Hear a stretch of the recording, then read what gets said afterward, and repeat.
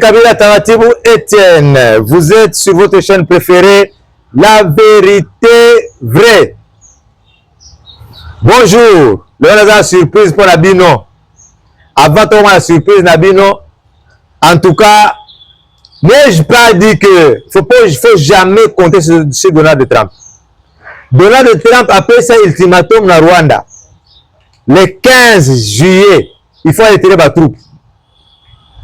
Babimate, Naïf Sabino, mes chers compatriotes, nous devons compter sur nos propres efforts, sur nos propres capacités. Les Américains vont faire le business na Bango. Amérique est le premier sponsor du Rwanda. Dans le Wakango. L'ultimatum a expiré.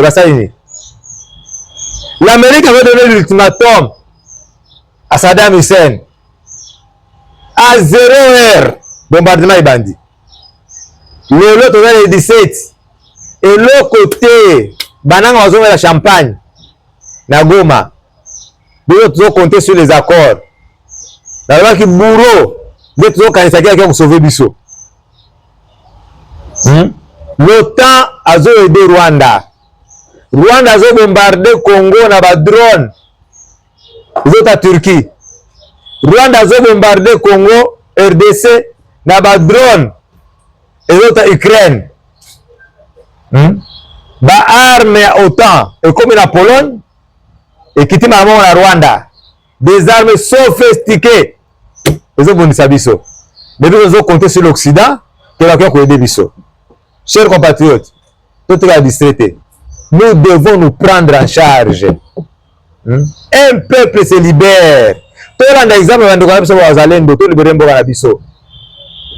une information fraîche. Hier, à Kamanyola, les troupes rwandaises tondi les ressources na Kamanyola. Pour renforcer la troupe comme si ils allaient attaquer Souvira. Le transmission se permet ya konyata penza na nini na Minembwe. Chers compatriotes, avec ça, beaucoup de gens toujours en service à renseignement. Nous sommes na Bukavu, à l'équipe au plateau d'Ouvira, à comme jusque dans le plateau de Fizi, à l'équipe qui n'est renseignement sur les wapi. Ba drone na sala musala nini. Na kolobela ngo mingite lelo. Na pesa ba briefing wana. Mais prochainement, prochaine émission, na kokota ngo la forte détail. Lelo to vanderi mingi dossier awa na compatriote dans la droite nanga na lukaye tina monie. Naïf Sabino, vous êtes sur votre chère chaîne La Vérité Vraie. La franche vérité, puisqu'il n'y en aura pas deux. Naïf Sabino makambo ya arrestation arbitraire na Kalemi. Naïf Sabino makanga ba jeune de l'UDPS. On a qui dénoncer l'infiltration, bandimaka te. Naïf Sabino que ba jeune ya UDPS. Ba mona ki baza connaissance na bango eza muke, ba relation na bango eza muke, ba kenda komona un businessman, Pierrot Baya, pour transmettre l'information auprès des autorités politico-militaires de Kinshasa. Pour stopper l'infiltration dans la ville de Tangani, dans la ville de Kalemi. Ba lobi ete na kosaki. Ba kanga batuana. Ba na bango tina Kinshasa. Après ba libérer bango. Qui était à la base de ça? Le gouverneur est moko andimi qui a des infiltrations à Kalemi. Qui a tort? Qui dit mieux? Yango etina kingana luka la personne concernée. Pierrot Baya qui est à ma droite. Pierrot, bonjour. Ah, bonjour mon frère, bonjour Étienne. Comment ça va? Non, ça va, tant bien que mal. On est là. Merci beaucoup. Merci, merci. Ah, vraiment, na fouillé partout, na bité badoba na zo kosa, il faut na luka kolo bateau, na luka moto bakanga qui est IDPS arrête IDPS. Toi ba makambo ezande bakanga ki yo pona nini au juste. Ah, merci beaucoup en tout cas Ndeko Étienne. Merci beaucoup de l'invitation. En tout cas, je suis aussi très content d'être présent dans cette chaîne. Même moi, je n'arrive pas à comprendre. et le pourquoi est ma présence ici. Oui, en tout cas, ce qu'on a dit, l'arrestation d'Angaïwana. Donc, d'ailleurs, le problème a commencé comment? Donc, les gens qui avant, j'étais interpellé au niveau de l'année. Au début, c'était un problème de mon bateau. Oh non, yo, les gens qui ont enlevé mon j'ai une invitation à base de yango. Mais si on a dit que la Kinshasa peut communiquer pour la Tanganyika. Babi mutuala bobenge pour la nini wana batiki ngai. Mais moi j'avais appris que Bandaï d'abord un mandat de perquisition. Oui, attendez, je vais en arriver mon frère. Tango batiki ngai na ona oya liboso wana puisque j'avais alerté les autorités de Kalemi et de Kinshasa ici. Wana batiki ngai et sali mikolo. Après quelques jours naoki bakangi mwana na biso moko ya UDPS. Tango bakangi wana bon nazaka président la communauté na bango Marcel Matenda. Tango bakangi kaka boy. Bon, c'est comme si on l'avait enlevé puisque tango bakangi kaka comme mon numéro est un peu facile, il a composé mon numéro avec un téléphone d'un des policiers qui était dans la Jeep. Tango baboto la téléphone na il a demandé à Biboké Nangaï Wapi, puisque là, le petit avait déjà constaté que c'était flou. Bazoa Kinzela, Moko ya Zamba, Bazo Kenenaï. Et c'est de là que, peut-être qu'il présente l'esprit à Koloba, Abenga Moutoutel. Tant que Bengi Ngaï Kaka, n'a pas ça la suivi. Na meki ko benga la numéro, on a pas la koyeba, na bano benga la numéro nae. En tout cas, le numéro ne passait pas. C'est de là que, Makambonanga IP et Bandaki. Bakei nae, bamoni ke mutu mo azolande la dossier wana azolande la dossier tango bakena ye sali mikolobi bale misatu mais je continue à appeler si manango après au moins 4 jours ba pe ba kanginga babime bon bakanga ngai ndeni pote otuninga likambo ya arrestation pardon tozo asima moke Marcel Matena parce que ngai ba source nanga ba passer information bakangi Marcel Matena n'était pas seul. Avec la jeune Moussoussou, la jeunesse de l'UDPS. Bakangi Bango, Balobi non, Bango ne bazo favoriser l'infiltration dans la ville de Tanganyika. Mais mes sources m'ont dit que Bango ne bazo dénoncer l'infiltration parce que Bango baza membre de l'UDPS. Comment l'UDPS a favorisé sur l'infiltration dans la ville de Tanganyika? À part la suite, merci beaucoup. Mais si tu vois cette histoire, en tout cas, l'autorité va tchaper mis. Puisque Marcel, en soi, il a les éléments. Marcel Azagila Mokonzinaï, puisque lui est de la jeunesse. Marcel, en tant que président de la jeunesse, il y a eu des fesses. Amonaki, Makamboumoko, Basalaki na Mokonzinaï. C'est pourquoi Mokonzinaï, Marcel est encore ici, mais Mokonzinaï, c'est à Zongi. Il est déjà là-bas. Donc, lui ne se sent pas dérangé.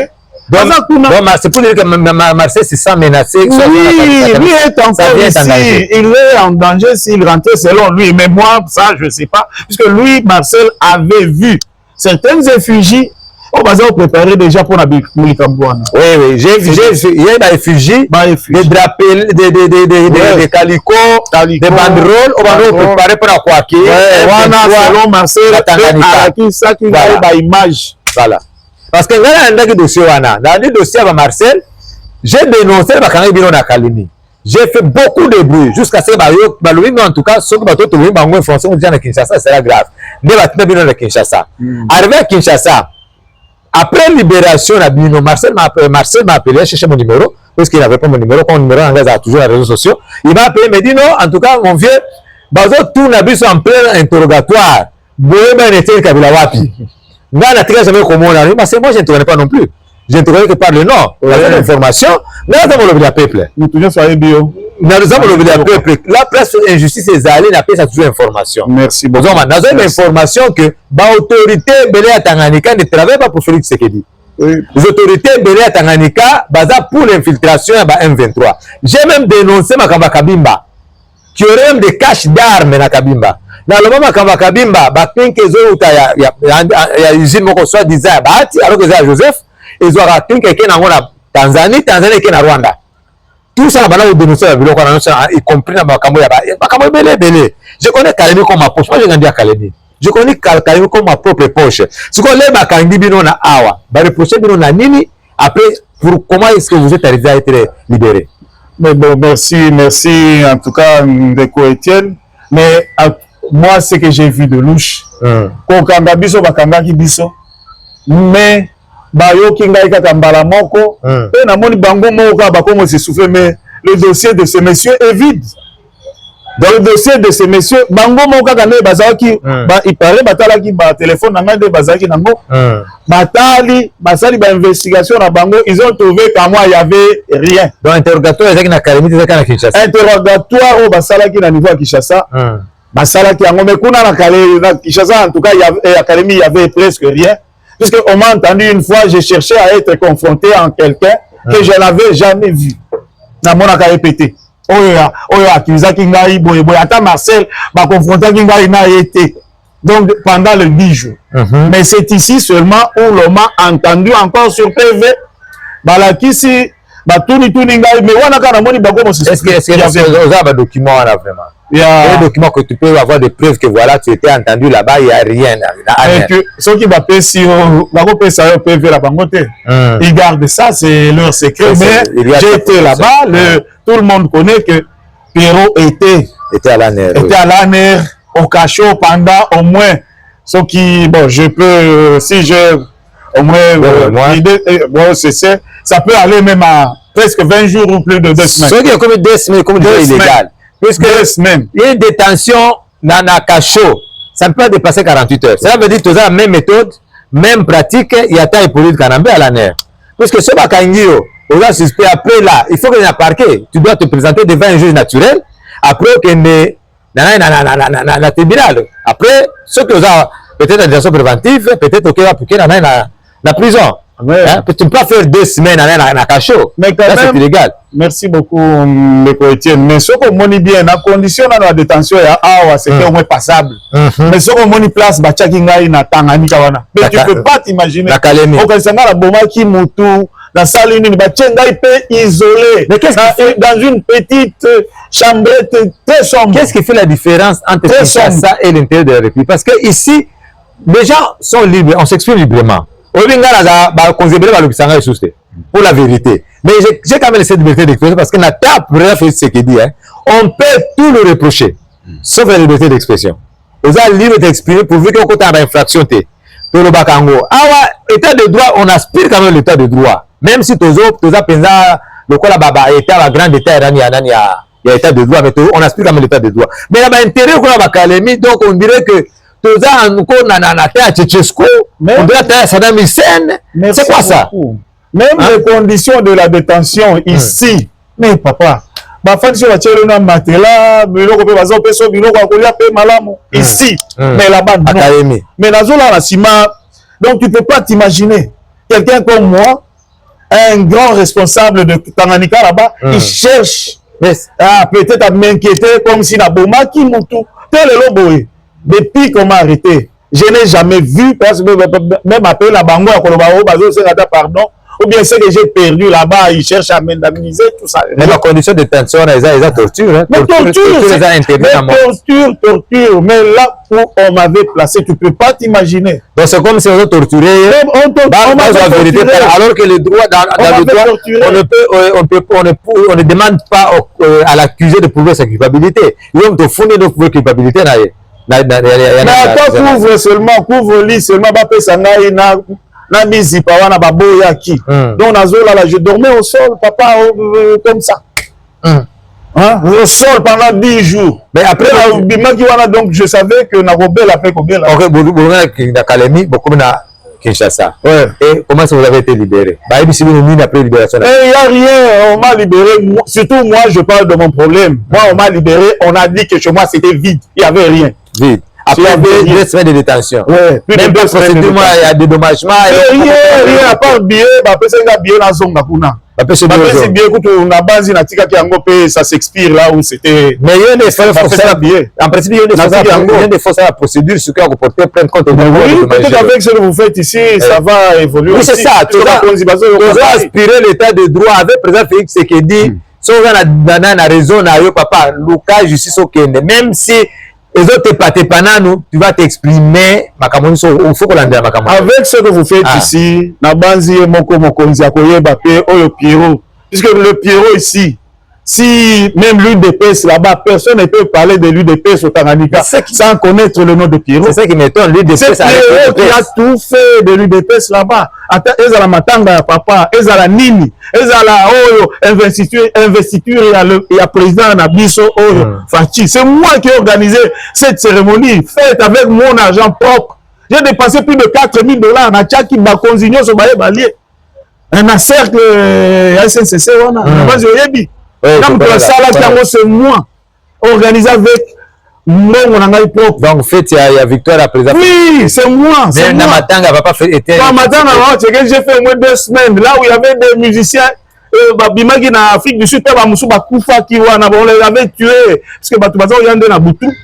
Mais comme Bango Bayabaki Monoko à Swahilité, ils étaient tués comme ça. Bakoufa qui peut ma famille, la Bango qui peut na loger, Bango, la laisse, Bango peut bazongi et pas la Bango. C'était moi qui avais organisé le tout. Donc, Pierrot Baya, de l'UDPS, Bakangé légalement à ANER. Oui. Pierrot Baya, de l'UDPS, Bakangé légalement à l'auditorat. Mais qu'est-ce qui s'est passé avec l'auditorat? Tu parles de l'auditorat, mon frère, oui. En tout cas, merci beaucoup. Mon auditorat, il y a cadre qu'on contraindre Ngai, na CD, bateau Ngai, MV Baya. MV Baya. Parce que, dans la route voyage, je suis arrivé, il y a un petit qui m'avait dit, il cherchait à Zaro Lukande à son bateau Nangaï. Mais c'est sûr, on a Makambo comme je suis de l'UDPS. Quand on avançait à Batouana, c'est tout le monde de l'UDPS peut-être avait peur. Alors c'est de là que Batouazao tourne à Tunangaï que je pouvais vendre le bateau. J'avais même l'intention de vendre. Après un temps, je me dis non, je ne vends plus. Je ne vends plus. Si vous petit habité vieux, na somba. Ça na somba, on a zo foutre là, on a nos dossiers moko nyongo moko zaki na ngo et pas maman boye boye. Na bi non, laisse en tout cas. Voilà tozo mona bateau MV Baya. Ouais. Parce que ba changer combo apparemment. Parce que na moni so bache maman Katarine sikoyo, bache yango combo maman Katarine. Ils ont changé le nom, ils ont changé le tout.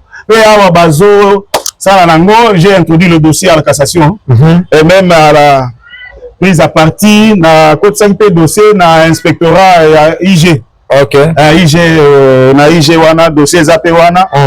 Na base na auditorat quand na côté 5 puisque à l'auditorat j'ai été torturé encore une fois et extorqué. On cherchait à m'extorquer. Donc ils m'ont présenté un document, l'acte de vente, sans signature. Ils me disent ta signature à Poteto Tikayo. C'est de là qu'on m'extorque. J'arrive vérifier. Ça me rappelle quelque chose. Gaba Kanganga Awa, sans procès verbal, il y a un OPJ. Là, je présenté devant magistrat Anna. Anna, yosa magistrat, yosa me sans fonction de quoi? Hein? Il n'y a pas de procès verbal, il y a un magistrat, yosa me sans quoi? Parce que tu es en prison. Hein? Bon, merci. C'est monsieur que j'ai appris que il y avait un acte de vente au Tekela, un certain Léa Albert. Léa Bouchiri Albert. Papa, comment on a koyebelango wapi na auditorat? Bongo ya Léa Bouchiri Albert. J'ai vu ça à l'auditorat. Le temps qu'on m'a pris, seulement j'étais quelque part, bon, surtout que dans le Kalangai, dans ma Kamunangai, j'ai fait. Bango va le dire, Bango bateau na $100,000. Ah, on a habité, on a coûté au niveau de Bango, il y a les actes. Ah, tu as mon écoute, ça, 90,000. Or, bateau, wana, bateau, wana, ma papa, nangai, na salango, na Kalemi, moutonyo, soyebi. C'est un bateau qui m'a coûté plus de $250,000. Plus de 250. D'ailleurs, j'ai cherché encore à fabriquer un autre. Mais le bateau, là, le premier bateau a connu ses problèmes. Là où on te donne un acte de vente à l'auditorat pour que au sala au tia signature. En fait, bakonzi la justice congolaise, bakonzi ANER, bakonzi auditorat militaire, awa tozana chaîne abiso la vérité vraie. N'est-ce pas bien me connaissons. So na bandika dossier. Donc na ngoti na suka. Na le bakate, na banga mutu moko te, je respecte tout le monde. Et tout le monde a le droit de me respecter. na kola dossier tina suka na dossier nyonso qui a tort qui a raison ceux qui baya aza na tort na koleka na chaîne na koba il a tort na kotuna pe eseleya na kobenga na koleka numéro na ye ngana naza na bante na kalemi na kotuna ye monsieur donc acte de vente eza wapi signature ya baya eza wapi dossier eza wapi tolanda lekambwana soki bakonzi batiki extorsion de biens ou extorsion ya bato mais c'est grave parce que moi je suis de Kalemi dans la information nyonso même les o bandako o bandaki déjà ko bakomanda ba construction ya banani ya ba école et de moraliser yo otika ba construction ba école ça pouvait aider nos enfants. Mon frère, je te dis, je voulais faire à Kalemi, construire à Kalemi une école quelque peu moderne. Alors, pour vous dire, j'ai demandé tout simplement, puisque le dossier a évolué. Le dossier qui est la justice, bango moko bakende nango tango évolué qui na parquet ba moniteur bazong selinga ibato. Basali moi eloko na bango moko ya banditisme kaka na parquet tribunal de grande instance. Tribunal de grande instance, on a déjà suspect. Bah mettre dans la babité, bah mon suspect. On voyait tout le monde qui était agité. Est-ce que je peux prendre une petite information pour vous parce que yo on a comment à Camille Pekala. Merci beaucoup. Bah passer information à la justice à Kalemi. Donc aux alenators, aux en raison, ils ont bon kaka. Bah comme c'est clair, tu as raison, mais donne-nous autant d'argent. Mais c'est ça mon frère, Mais on a zanango awa. Mais moi, chez moi, c'était le cas. Chez moi, on m'a proposé, on me dit, ici, sur la table, de l'autre côté, il y a 15 000 $. Attention, il y a 15 000 $ sur la table. Donnez-nous aussi quelque chose. Nous avons vu, nous avons vérifié, il y a les documents de banque, mais il n'y a aucun mouvement. Donc, il y a 15 000 $, tu as opé ça va monter. Ah, papa. C'est le système, non? Et donc, on a eu 15 000 $, tu peux faire ça. Et donc, on me dit de l'autre côté, il y a 15 000 $, tu peux aussi donner. Mais j'étais obligé par rapport, ils m'ont envoyé encore des messages. On peut s'attendre bon goboy. Et bon, avocat va s'arrêter. Mais si l'avocat n'est pas on demande ceci, on demande cela. Dans la case, si on a quelque funda et pas na mukonzi na bango. Mukonzi na bango, qu'est-ce qu'il me dit? Mukonzi na bango ya kunaka. Ah, mais Yebisinga, papa, j'ai constaté dans ce dossier, il y a quelqu'un de Kinshasa qui est en train de peser. Quelqu'un qui est à la cassation, qui est en train de peser, qui est derrière ce dossier. Alors, il était un ancien président à Kalemi. Okay. Il est frère à un des avocats qui était dans l'autre parti. Parti adverse opposé dans le dossier Rangaï. Alors, c'est lui qui fait ça. Chaque fois quand il est dans un dossier, il voit que c'est un dossier d'argent. Directement, il appelle son grand frère qui est ici, conseiller à la Cour de cassation. Et ce monsieur était lui-même descendu à Kalemi. À Salaki, na no mouvement moko ya ko sala réunion. Na kuka na vacances judiciaires na Bangwa. Na vacances judiciaires wana nda kitaki. A sali réunion moko wana paka na date ya le 9 octobre. Si manango le 10 aleki na banani na ba greffier asengi bango nani date document na bango yo balobaka c'est comme si ba fichaka pour na ministère après sa vie. OK. Na document wana il demande quand il a parlé de mon nom. Et mais là il y a quelqu'un qui avait vu. Il m'a donné même les images. Abi muto oya uti Kinshasa ayaki a encore un dossier na yo. Oh, pas le premier aussi m'avait déjà soufflé. OK. Quelqu'un de Kinshasa qui est en train de peser à distance. Mais là il a eu le temps de descendre lui-même à le 9, il était présent. Et le 10, il est allé demander maintenant le dossier et appeler le ministère public à donner son avis avant que lui ne rentre. Puisqu'il est arrivé, il a fait moins d'une semaine. Parce que la Cour de cassation, c'est... Oui, l'exemple de la Cour de cassation, c'est du n'importe quoi. Est-ce que vous êtes... Parce que le président de la République, c'est le premier magistrat du pays. Le président de la République, c'est le garant de bon fonctionnement de toutes les institutions. Est-ce que le président est informé dans Makambo sur la Kalemi?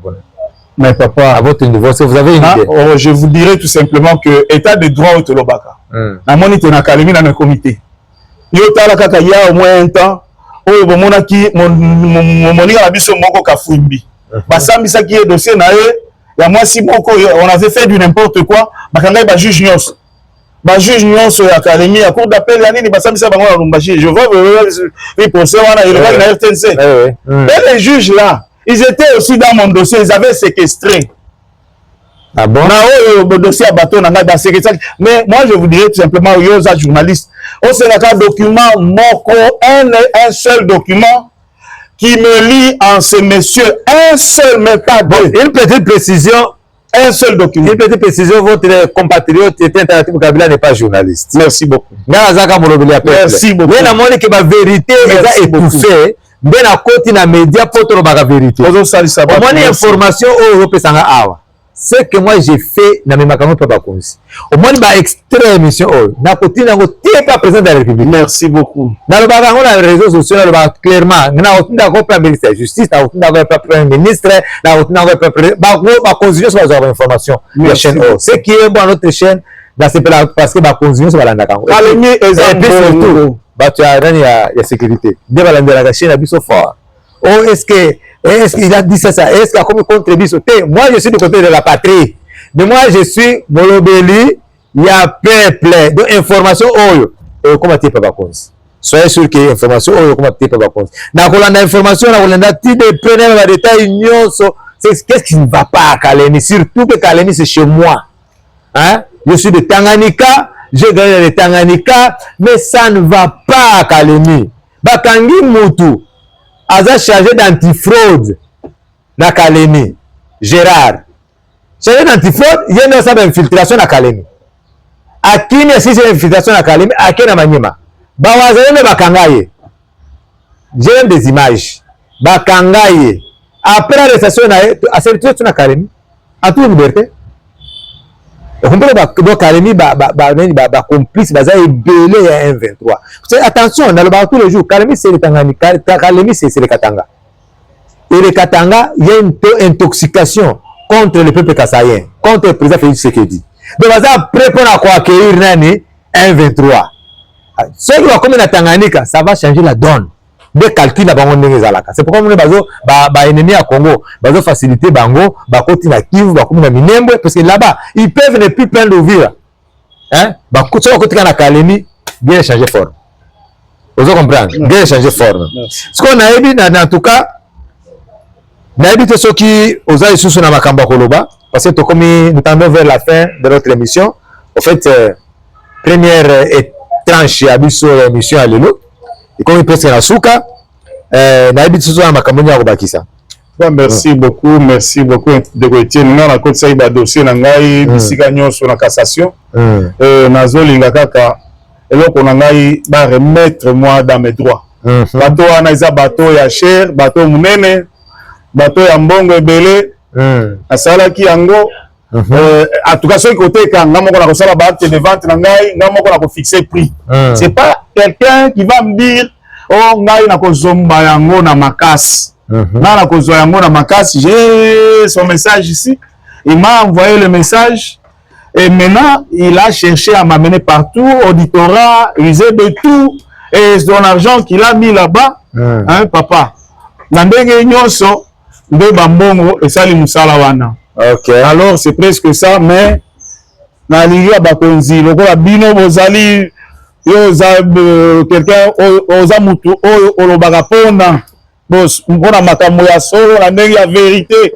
C'est de là que je suis ici, comme vous m'avez invité, je viens répondre. Mais quelle est la main noire qui est derrière ces fameux propriétaires du bateau, l'acheteur quoi, Bouchiri, Albert? Bien à soutenir vraiment. Mais soutenir puisque quand il y a quelqu'un qui pèse un peu au niveau de la cassation,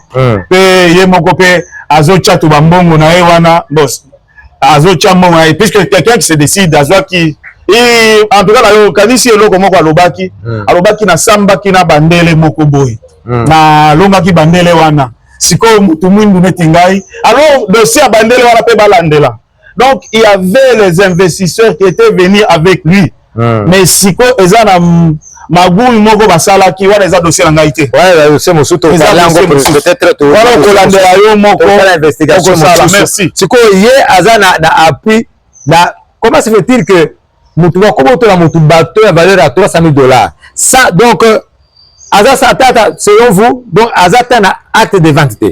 Alors, comment se fait-il que justice est PC, bateau et combien la propriété? Parce que bateau, normalement, bateau, c'est tambola. Moi, je demande un seul document aux Awana. C'est un document moko aux la signature. Papa, ta téléphone n'a pas eu. C'est la ligne de qui l'a eu. Na banzi te ezata na signature yo ko sala ngai pe na sali. C'est plus que ça acte de vente. Na la sengi eloko mi balité. Un seul document qui me lie à ce petit, c'est tout. Ceux qui wana zawana un seul, pas deux. Ceux qui zawana, je laisse le bateau aujourd'hui. Tout ce que j'ai introduit comme dossier là-bas, je retire. Ou bien la lobby kaka cassation au Kananga ngayo. Et bon, on va falsifier la signature. C'est possible aussi. Papa, wana nyoso to samba et mon a quitté. Le nom s'est présenté.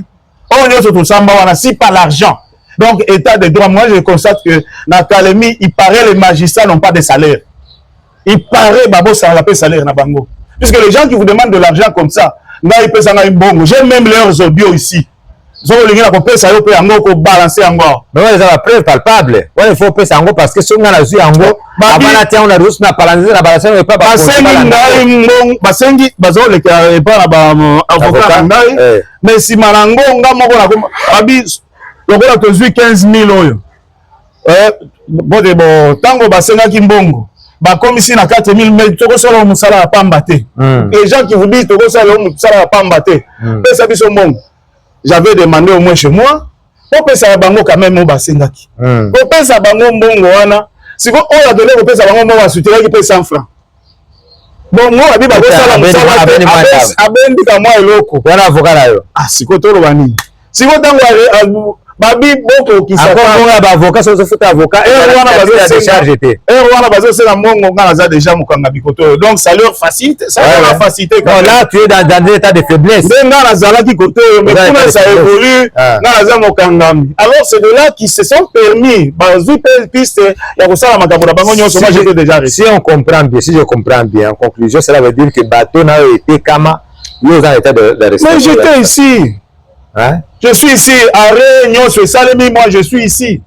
S'il vous plaît, tu as un document, il y a un procès sur Salemi, parce que là, de façon très voilée. On va faciliter biso. Le peuple la chaîne biso la vérité vraie chose ba combo ya ba konzo o ba sambisa kibino na ba sambisa kibino na niveau auditorat merci ba sambisa kibino na niveau ya ANR Kinshasa merci ba combo na nyonso to mener investigation facilement ko faciliter biso comme ça to peut cette information ba konzi vous êtes élu de presse aujourd'hui est-ce que autant que vous na président de presse Kabouya président UDPS, je l'ai cherché, na kenda osenga audience kuna, banda na bandaki, na mona kaye pété. Puisque, vous savez, UDPS na Tanganyika, wana so ezape na Congo, soki bakutaki yango ndenge, lelo batumi bakoti pote, le chef de l'État est là. Mais tango tozaki na lutte, Kabila présent, papa, quelqu'un qui a lutté comme moi, on n'était pas deux. Ça, je vous dis. Nous étions pas deux. Mais Moutozo Sala Matanga il y a papa, nani, papa Chichi. Peut Kabila au pouvoir, ce qui pouvait risquer comme ça. Un général de Tanganyika là-bas, ce qui n'a, comme on a épée, il est ici à Kinshasa. À conseiller mais ce que tu fais là-bas, c'est bien et ce n'est pas bien. C'est bien et ce n'est pas bien. C'est bien puisque au makambo ya politique il n'est pas drapeau ya opposition nyonso période na UDPS nyonso azawo yebaki aza opposant azo tcha drapeau na ye na lupango na ngai il y a quelques-uns qui ont des images je crois bien pe na sala ki moi kaliko moko munene ne na tchaki elongi ya papa nani alors bato azo lala wana musique eza ko beta bubutu mobimba pour na kozela kaka soki na Belgique basali kokunda biso pe to sali cérémonie na biso ko panza koto alors on a attendu que surtout que biloko on est traîné qui biso pe to tika bon c'est au bangala balobaka mobeni ya zoba bafute c'est quoi ya pamba pour azanga eloko kolia na yango donc quelque part tu sais ça un peu marginalisé ou délaissé par lui de oui UDPS on a la salle là batu na kombo na ngai na UDPS wana o babenga président Pierrot Ndengai tout ce que j'ai fait nazo pesa ba mbongo na nazo fute la bango oyo au bureau de la fédération, c'est moi. Oh, bah, mis tout à l'heure, tant mumba, konzibaye, à UDPS, n'a pas pêché à camion, puisque j'avais au moins plus de 12 camions, peignons sur les lots. N'a pas dans un abino, ah, nous sur la IBI, bah, pièce, bah, saline, dans la situation, on a un gros les lots. Donc, bah, mis tout à l'heure, comment la mission, on a zéla. C'est pénible, hein? Mais c'est ça, j'ai perdu. Dans un ils avaient déjà des passeports. Mais par contre, sur le lot, toute la vie de mes enfants est sacrifiée. La bureau pour la politique. Oh, le président, je ne sais pas qu'est-ce que j'ai fait. Oh, on a fait ça, nani, na mabe, na salini, ni peine à bateau, baboto là. Des histoires comme ça. Mes chers compatriotes, veuillez sur votre cher chaîne, la vérité, vrai, tout ça, vous s'abonner massivement. Chez les aïe piratés à 2 reprises. Aux chaîne à Sika qui s'appelle La Vérité Vraie. Vous s'abonner massivement. Vous partagez en gros, vous likez en gros. Ça va nous aider à continuer à peuple. Au hasard marginalisé à une information Tokoroba. Et extorsion des biens à yo, ça des investigations, ça a raison. To lobby. C'est pour la toute première fois que je me présente comme journaliste, bien que je ne sois pas. Hein? Dans une présenter l'émission, Nandeko Oyo, Aoute Kalemi, c'est vrai, Aoumé déjà. Awa, faut trouver la vérité. Vérité, en tout cas, la vérité. Mboka va la vérité. Cette vérité exacte, Mboka ko marché. Il y a un peu de kaka vérité na vérité na vérité na vérité na vérité kalemi to kotika makambo te dossier to bandi yango to kende ti na suka le mot de la fin na pression merci mingi ndeko nanga iki. Bon, on est ensemble les amis de Kabila Taratibu Etienne, les amis de la vérité, ici c'est la vérité. Prochaine émission na Ebsibino toujours le makambo ya est de la République bali renforcer ba troupe na Kamanyola toujours makambo ya Trump, il nous a menti. Tout ça confiance beaucoup en athée. So ça attention Congo et qui va distraire biso la débat nini ya changement constitution. Peuple a déjà d'accord na changement constitution. Mais peuple a besoin nini? Guerre si là. C'est ça la priorité pour le peuple. Changement constitution. Donc changer en gros exact constitution nani ya Hippolyte Kanambe. On est ensemble, la patrie ou la mort, nous vaincrons.